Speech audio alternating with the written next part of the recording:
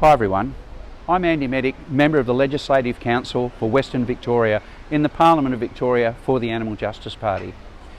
And I'm shooting this short video today to tell you all about the amazing work that Humans of Geelong has been doing over the years and continues to do. And I think it's particularly relevant this year, 2020, given the terrible circumstances that we've all been going through. Humans in Geelong have been doing incredible work for a number of years, and they represent the interests and showcase so many aspects of the amazing community that Geelong is. Just off to my left, we look across the bay and we look at all those northern suburbs, North Shore, Corio, Nor Lane, all of those amazing northern suburbs that are culturally diverse.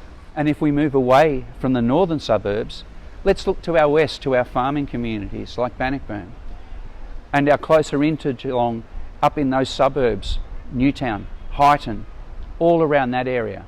Moving into the southern suburbs, Grovedale, and our newest suburbs, Armstrong Creek and all those areas that surround that.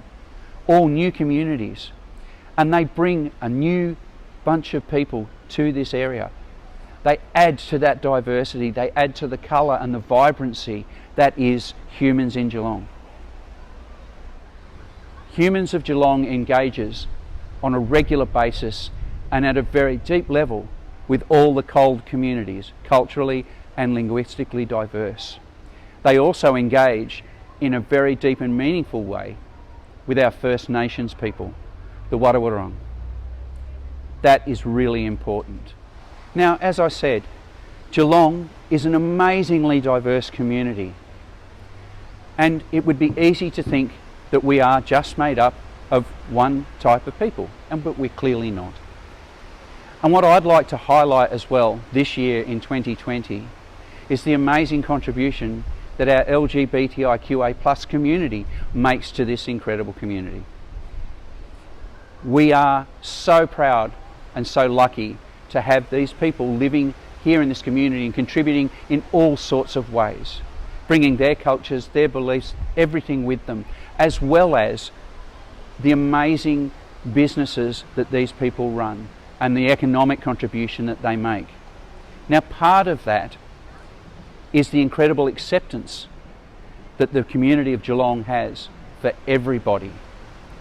And that also means our amazing transgender community. We have a very broad age range in the transgender community here in Geelong. They range from young people, youth, adults, and young adults. And sadly, some of these people still suffer discrimination out in the community, and Geelong is no different. But Humans in Geelong does a lot of work engaging with that community and also in education for those people out in the community so that we can broaden our horizons, so that we can become an even more accepting community than we already are.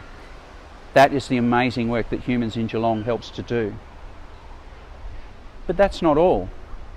Part of this community is our amazing wildlife and the diversity of companion animals that we also share our homes with. That's something we also need to think about, how we treat them. We've seen during this year, during COVID, an enormous outpouring of empathy towards particularly our companion animals. And that's evident by the fact that people having to spend time at home have adopted more animals, brought them into their lives, and they've seen just how beneficial that interaction can be. There's also been an incredible engagement with our wildlife, people wanting to be engaged and help them through all the crises that they've gone through and that they continue to go through.